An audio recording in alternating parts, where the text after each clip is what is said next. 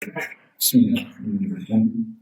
Assalamualaikum warahmatullahi wabarakatuh. Alhamdulillahi rabbil alamin. Hamdan thayyiban mubarakan fihi kama yuhibbu rabbuna wa yarda. Asyhadu an la ilaha illallah wa asyhadu anna sayyidana Muhammadan abduhu wa rasuluh la nabiyya wa la rasula ba'da. Amma ba'd. Bapak dan Ibu para tamu Allah sedang dimaksud rahimakumullah. Pada pagi hari ini kita kembali bersyukur kepada Allah Subhanahu wa taala dengan mengucapkan kalimat alhamdulillahirabbil alamin. Alhamdulillahilladzi ahyana ba'dama amatana wa ilaihi nusyur. Kemudian salawat dan salam tidak lupa kita sampaikan buat baginda Rasulullah sallallahu alaihi wasallam. Allahumma shalli ala Muhammad wa ala ali sayyidina Muhammad. Semoga salawat dan salam yang kita ucapkan menjadi syafaat bagi kita kelak di yaumil qiyamah. Amin. Amin ya rabbal alamin. Baik Bapak dan Ibu para tamu Allah yang berbahagia, kita lanjutkan kajian hadis kita, hadis Arba'in An-Nawawi, hadis ke-8. Hurmatud damun muslim wa amwalihim. Kehormatan darah orang-orang muslim dan harta orang-orang muslim.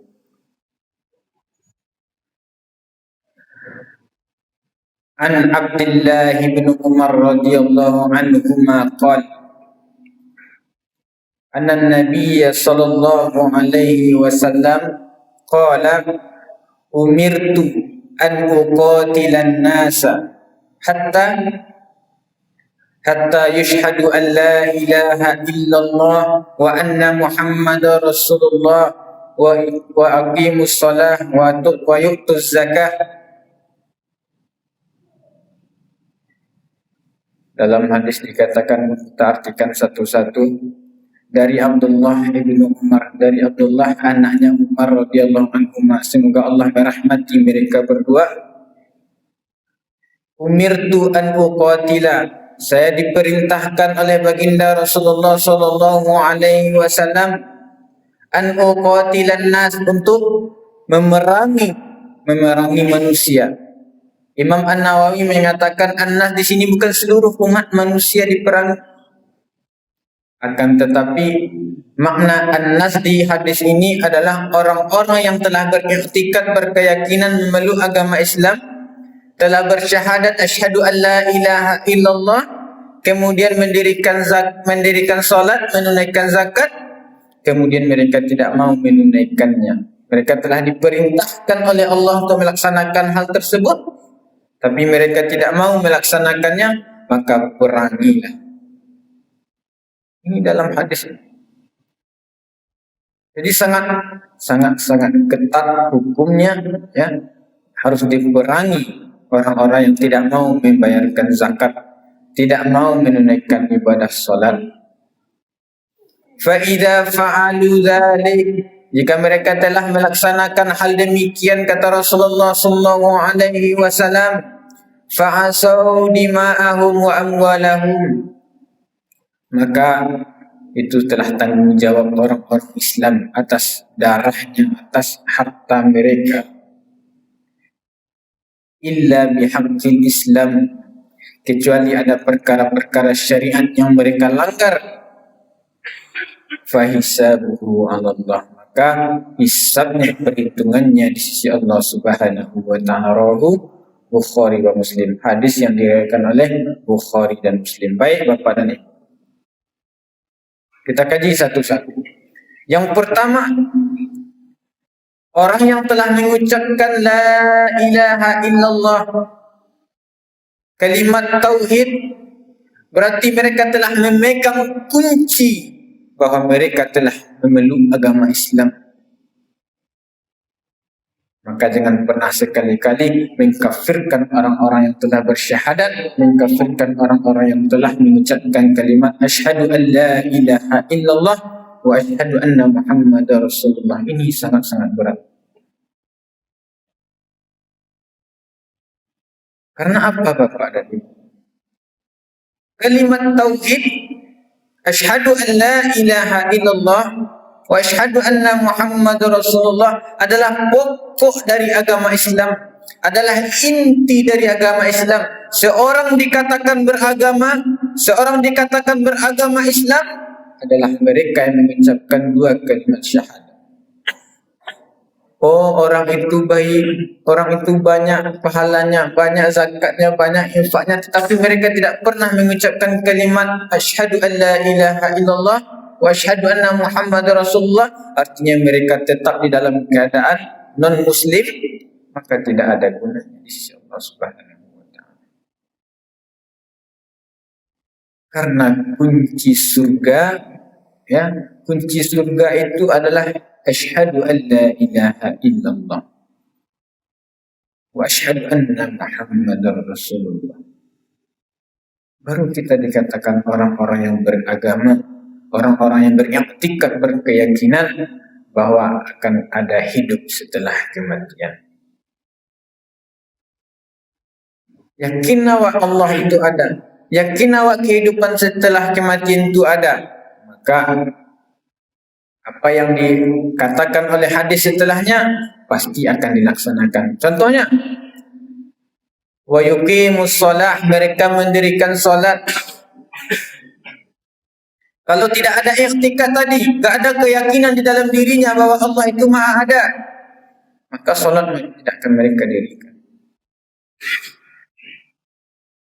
Mereka tidak meyakini bahwa Allah itu Maha melihat, Allah itu Maha mengetahui, Allah itu Maha segalanya, maka solat tidak akan pernah mereka kerjakan.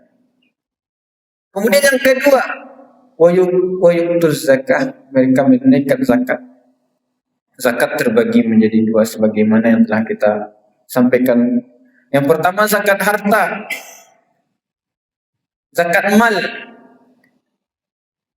Jikalau orang-orang tidak ada keyakinan di dalam dirinya, apa yang mereka keluarkan untuk mereka sendiri. Mereka mengeluarkan zakat untuk membantu mereka sendiri, untuk membersihkan harta mereka. Walaupun dari segi dunia harta mereka berkurang, namun di sisi agama untuk membersihkan harta mereka dari hal-hal yang mungkin dilarang oleh Allah Subhanahu wa taala atau hal-hal yang syubhat, dibersihkan harta dengan mengeluarkan zakat mal. Begitu pula dengan zakat badan, dengan zakat fitrah yang kita keluarkan setiap bulan Ramadan untuk membersihkan jiwa raga kita.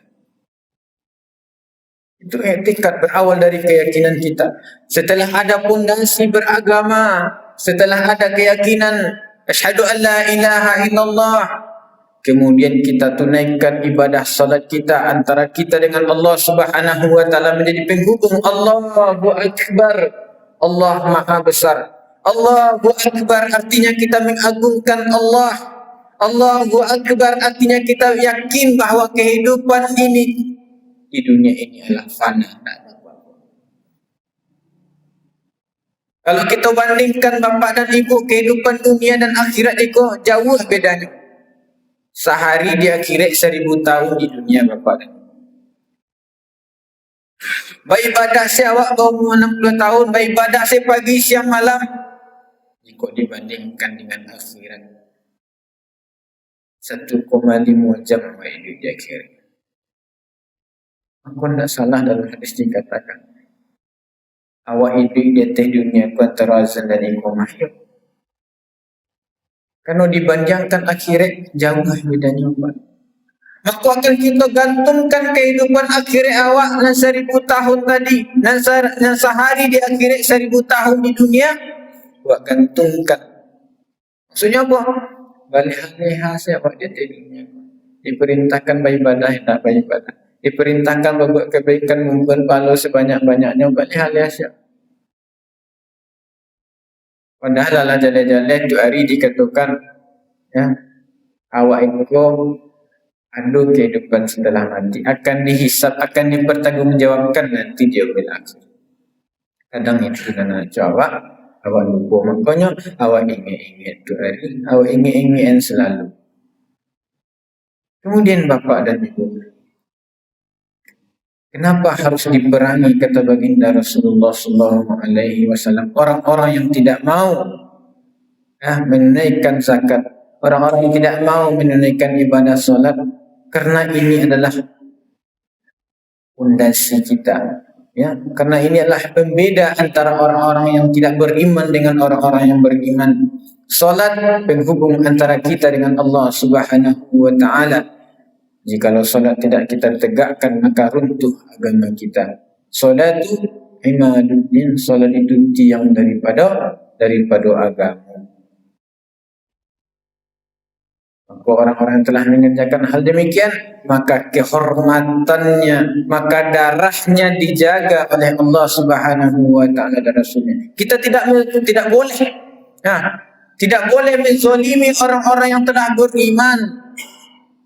Tidak boleh awak menghina orang-orang yang telah beriman, menzalimi orang-orang yang telah beriman. Kenapa? Telah dijaga kehormatan darahnya, hartanya oleh Allah dan Rasulnya sallallahu alaihi wasallam. Kemudian Bapak dan Ibu, illa bihaqqil Islam, kecuali ada perkara-perkara syariat yang melanggar, maka harus atau wajib hukumnya dihukum. Misalnya kalau dalam hukum syariat ada hukum qisas. Apa hukum qisas Bapak dan Ibu? Kalau nyo membunuh orang tanpa hak, wajib hukumnya dibunuh dulu. Itu menurut hukum syariat. Kemudian zina muhsan. Zina ko tak bagi dulu Bapak. Ada zina muhsan dan zina ghair muhsan. Dan zina muhsan ko apa pula? Orang yang telah berkeluarga, kemudian nyoba zina di orang lain, maka hukumnya dirajam, diampuk sampai meninggal, dirajam. Adapun ghair muhsan didera atau dicambuk. Itu perkara-perkara yang tampak. Fayuhasabu 'alallah, maka hisabnya di sisi Allah Subhanahu wa taala yang terakhir. Itu yang nampak bagi awaknya, itu yang awak hukum. Ada pula hal-hal yang tidak tampak, itu kita serahkan kepada Allah Subhanahu wa taala. Entah mereka tidak beriman kepada Allah, entah itu orang-orang yang munafik, orang-orang yang ingkar, namun dalam kehidupan sehari-harinya masih tampak orang-orang yang beriman, maka kita serahkan kepada Allah Subhanahu wa taala. Hukumnya di sisi Allah Subhanahu wa taala. Mereka dalam sehari-hari kelihatan soleh, namun dalam diri mereka tidak ada tampak orang-orang yang soleh. Mereka lalai dalam segala hal. Maka kita serahkan kepada Allah Subhanahu wa taala. Itu adalah hak Allah. Kita tidak boleh menghakimi orang lain, kita tidak boleh menghukum orang lain sesuatu yang tidak kita ketahui, maka kita serahkan kepada Allah Subhanahu wa taala. Wallahu taala a'lam bishawab. Baik Bapak dan Ibu, mungkin hanya itu kajian kita pada pagi hari ini. Mohon maaf atas segala khilaf dan salah. Baik, kita tutup kajian kita pada pagi hari ini dengan mengucapkan kalimat alhamdulillahirabbil alamin. Kita tutup dengan doa kafaratul majelis. Subhanakallahumma wa bihamdika asyhadu an la ilaha illa anta astaghfiruka wa atubu ilaik. Assalamualaikum warahmatullahi wabarakatuh.